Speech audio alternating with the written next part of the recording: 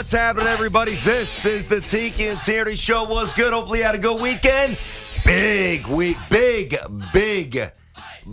week for our Jets and Giants. But you know what time it is. It's only one way to start the week. Where's that Knicks energy? Let's go. That's right. That's right. All the haters. All the dissenting voices. Oh, the Knicks could never be good with Dolan. Oh, the Knicks will never get it right. Oh, Tom Thibodeau's got to get fired. Oh, Julius Randle's not that guy. Suck it. 9 straight. And I tell you, don't just break it down, but keep it going. I got to tell you, last night, you go up to Boston. I want people to understand what the Knicks were facing last night. First of all, they were facing a pissed-off Celtics team because the Knicks have played well against them lately, and Celtics fans have been giving it to them locally on the radio. Nationally, well, the Celtics, are they really this good? Knicks might have their number. You go up to Boston on a primetime game, right? National TV with a ticked-off, laser-locked-in Celtics team, and the New York Knicks win without Jalen Brunson, not in regulation, not in overtime, double overtime. Haters, sit down. Sit down. I'm not going to hate. And the real ones keep standing. Hate, but is it diminished at all because the Celtics seem to be somewhat flawed, and this is their second loss in a row. Their third in 4 games, 2 of them to the Knicks, and the other one to the Nets. Is it diminished at all that they lost to the Nets in massive come-from-behind fashion 2 nights before? Does that matter at all? All I know is this. If the Knicks play the Celtics in the playoffs, the Knicks are going to beat them. Well, here's the problem. The Knicks are going to beat the Celtics in a long series. They're going to beat them. I just don't know if we'll play them. I've gotten closer to your bandwagon of saying that the Knicks are going to get to the Eastern Conference Finals. The only problem with that assertion is that it looks like they're going to end up having to go through the Milwaukee Bucks, because the Boston Celtics are going to fall. If they have to play the Boston Celtics, I have complete confidence that they can beat the Boston Celtics, even if it's just a mental dominance that they have over Boston right now. That feels like it's shaping because they haven't lost to them this year. 3-0. 3-0 against the Boston Celtics. As good as this team has been, meaning the Celtics team has been all season long, they can't beat the Knicks, even when they have a 12-point lead in the third quarter. So I'm not worried about the Celtics. But the Milwaukee Bucks, they are the team that's going to stop your prediction from coming to fruition. Honestly, I don't know about that. I don't know. Why? Why? Well, Why? The biggest thing is the Giannis factor, the fake triple-double notwithstanding, which happened last night where he threw the ball in the bottom of the rim just to get his 10th rebound and get a triple-double. Pat Staten like Jokic is. But that notwithstanding, Giannis is a beast. Drew is a beast. Drew Holiday's a really good player. Middleton is a really good player. Yep. They have so much consistency. And, yes, I know they lost over the weekend to the 76ers, but they are so consistent, and they have a superstar who they can turn to, who can turn on and dominate at any point. So it's the Milwaukee Bucks who worry me. The Boston Celtics, though, I've gotten on your bandwagon with this, BT. I'm not afraid of the Boston Celtics if I'm the New York Knicks. The Knicks are good, man. The Knicks are really good. And you know what I love about last night? Like, don't get me wrong, I would have enjoyed this script as well. Like, if the Knicks came out and they knocked down 22 threes or 20, like they set a team, like they were just red hot. Like everything they put up, it went in, and they won again. That's one way, but it's so much more impressive to show the resiliency that they had to show. The way the second quarter ended, when the Knicks gave up a 10-0 run and they were getting bamboozled on the backboard, some bad bounces, some lazy box outs, some bad circumstances, but the Celtics were crushing them on second chance opportunities, and the Knicks, kind of limped in the locker room a little bit. And then the fluctuations every time they were just about ready to get knocked down, whether it's quickly going bonkers, whether it's Randall doing something, whether it's Barrett doing something early. The Knicks are just really, really, really good. And I want to give you a stat here, all right? So since they moved to the 9-man rotation, this encompasses exactly half a season. If you were, even though it's not quite 82 yet, so more than that because there's still 16 games to go. So 41 of the 66 games they played, they've had the 9-man rotation, which everybody loves, right? During that run, They are first in offensive rating in the entire NBA. They are first in point differential. They are first in net rating. And one stat that goes back to game one, and I've said this a few times, which is why I said 2 weeks ago I think they can make a run to the conference finals. They are top 5 in the NBA in fewest turnovers. So let me get this straight. They score. They protect the basketball. They've got incredible depth. They've got 2 stars, one of whom didn't even play last night. And you still want to tell me you're not buying the Knicks. And I get it. You know, I laugh. I still see it. Yeah, the little jokes, the little jabs, the little tweaks. Yeah, come, keep that energy when the Knicks lose in round 1. Yeah, let's feel the same energy when the Knicks go home, and they get swept in round 2. That's fine. That's fine. I'll take my medicine at that point if I have to. This New York Knicks team is everything that we want all of our teams to be in this city. They have balls. I don't like to talk like that, but the Knicks have balls. And you know what? Let me take that back. The Knicks have monster-sized balls. Their balls are monstrous. The New York Knicks aren't afraid. The New York Knicks have a team conviction that they're going to beat you. The New York Knicks have an elite head coach. That's right. The New York Knicks have a superstar in Brunson, and the New York Knicks are just getting ready to take off. This is going to be a blast for the next 2 months. The only pushback I'll have is they better catch the Philadelphia 76ers. We'll beat them too. It's not even about that. Beat the Sixers. They better catch the 76ers so that they get to the 3 seed, so that they don't have to play the Milwaukee Bucks in the second round of the NBA playoffs, because they lose to the Bucks. And then your bold prediction from, 3 weeks ago? Just about 3 weeks ago. I mean, people thought I was out of my mind when I said that. I thought you were out of your mind. That's true. But you do a lot anyway. True, but I started to come around slowly after the went to four games and 5 games, and now now it's sitting in 9 games. How about the way they won Friday? I know. You got the whole experience, and I think Evan tweeted this. You got the whole Julius Randle experience there, boy. Yeah, you did.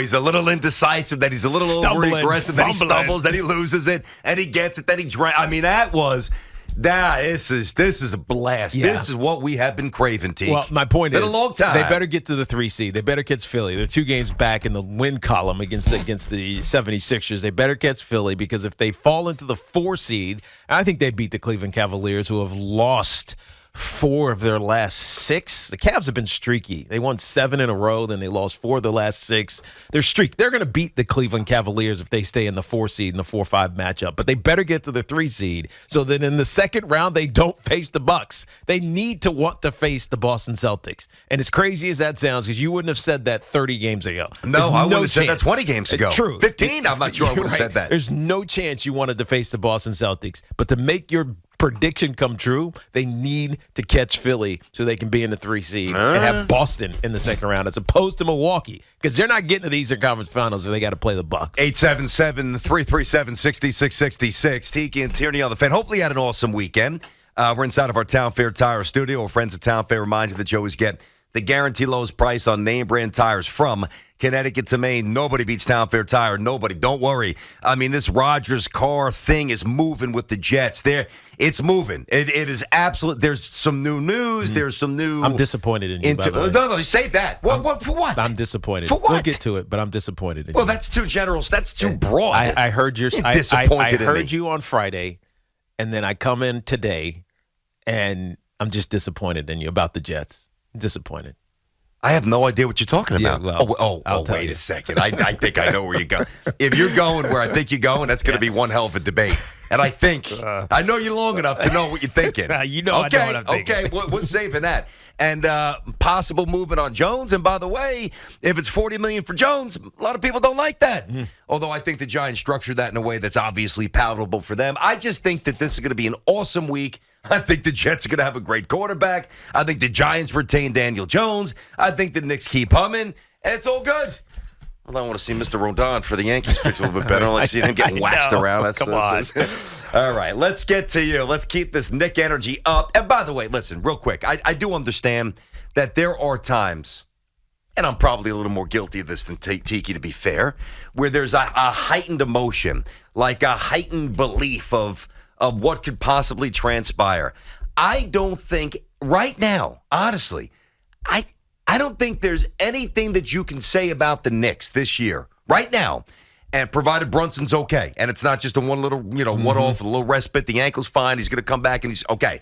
Like, if that's a problem, season's over. Then everything gets derailed. But if he's fine, I don't think there's anything that anybody can say about the Knicks right now, and it sounds outlandish. It sounds not congruent with who they are or where they might go. The Knicks are legit.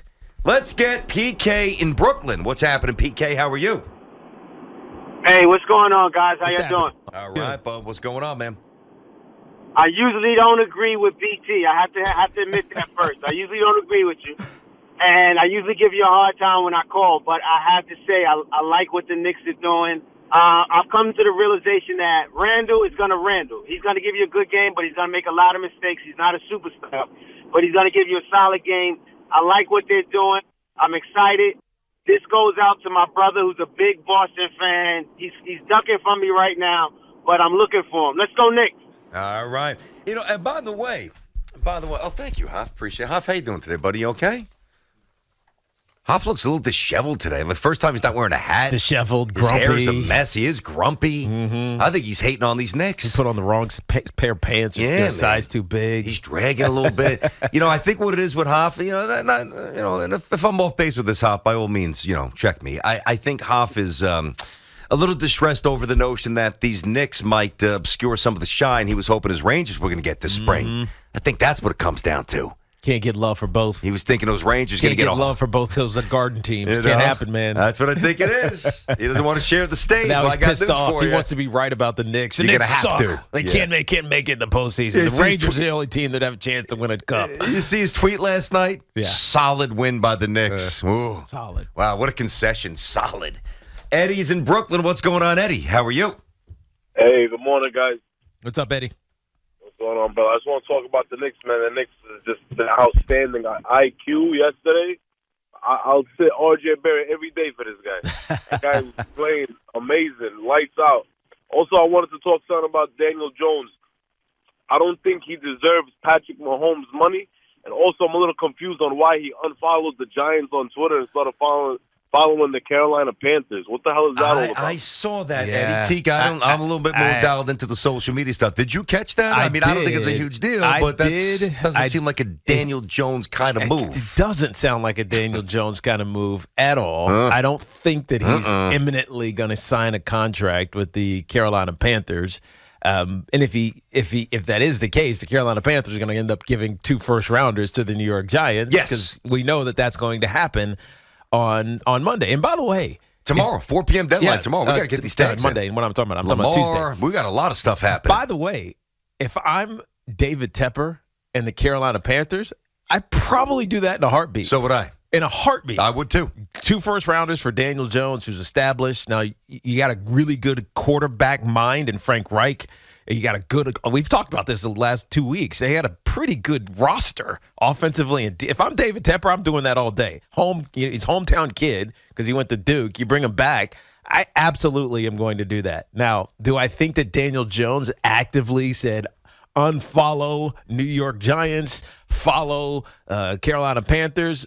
I doubt it. Well, and who did it? The little Twitter elf who just it's probably his agency. Oh, don't start with this. He's in. Okay, even if you're right, BT. Yes. You know Daniel Jones because he came in. We don't know him well. That's why I'm surprised by the move. He does not come across to me. I agree as with you. That kind of guy. But he's got to own his social media actions, especially. I mean, I'm not saying I'm not mad at the guy, but it's a. I don't know. It's not a Daniel Jones kind of move. Now, do I think that he sat there on his iPhone and went click, unfollow, follow Panther? No, I don't. Now, but if he didn't, it doesn't matter. It's immaterial. It still happened. Yeah. And it's still his name, and it's still an interesting move by whomever did it. Yes. And if it was his agent, he's got to own it because he's in charge of his agent, not the other way around. Yes. It's the way it goes. But ultimately, it's just social media and means absolutely nothing. But it could mean Doesn't mean something. nothing. If he goes elsewhere, it will mean a lot.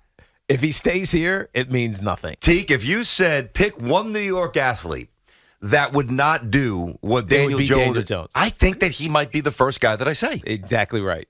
Exactly right. Honestly. I would never say Daniel Jones is going to use social media to put pressure on the New York Giants. Look who I'm following now, as opposed to you all. Yeah. It was odd. It was odd. So I kind of dismissed it because I don't want to believe that it's I don't know if possible. Yeah, exactly. Well, I mean, listen, anything's possible. Tino's on Staten Island. Tino, what's happening, buddy? How are you today? Brandon, Tiki, good morning, gentlemen. How are you? Tino! What's up, Tino? The Bam Tino. So, boys, I called last week. I don't know if you recall the phone calls that I made to you guys last week. And I said to both of you, I said, Julius Randle is a phenomenal player. He's playing out of his mind. Jalen Brunson, all-star season, even though he got snubbed. But I specifically said to both of you guys last week, I said, the most important player on the Knicks is Emmanuel Quickley. I remember the conversation. I remember having the conversation with you. Yeah, I remember after you got off, we you. said he should be sixth man of the year. Yep, reassert. I remember. Go ahead. Yep. Thank you. So on the biggest stage with Brunson sitting out, the boy played 55 minutes, 1 turnover, 38 points, 8 rebounds, 7 assists, 4 steals. I mean, you got to be kidding me with those kind of numbers. Those are insane numbers, dude. I mean, come on. And dude. Tino, by the way, 55 minutes. If there was a stat, and there's not, for enthusiasm and body language, he would have had a triple-double. I mean, nobody was dancing around having more fun than I get. That guy looked like he could have played 60 more minutes, and he didn't sweat. Unbelievable. Why? Just give it. I'm watching the game with my 15-year-old.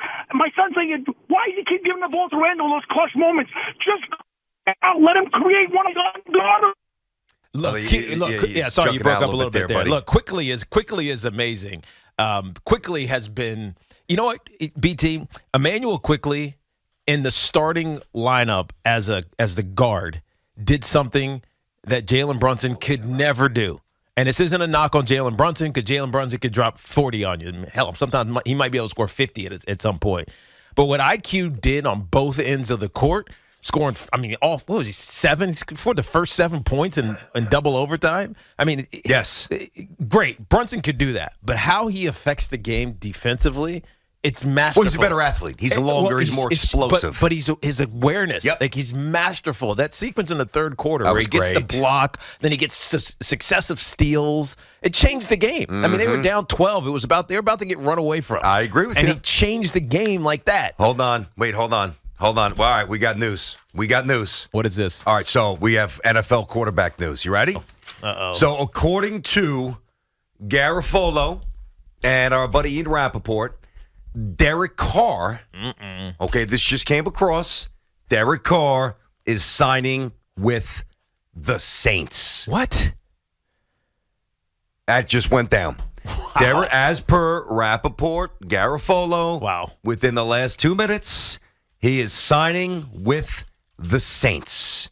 Now, this plays one of two ways from a Jets point of view. You are either completely distressed and out of your minds crazy, or you've been subscribing to what I've been saying for a while, and that's that I believe the Jets will still get Aaron Rodgers. Now, if they don't get Aaron Rodgers, then the conversation changes. Now you're in limbo, like I predicted weeks ago. I still think you get Jimmy G, but no, that's part of the reason why I thought. I know. But this is huge because a lot of you, maybe 40%-ish, were all in on Carr. Don't want to wait for Rodgers. Don't want to do 2 years. Don't know if he's all in. Carr's 31-32. You can grow with him. So if you're in that camp, and there's a lot of you, you're pissed.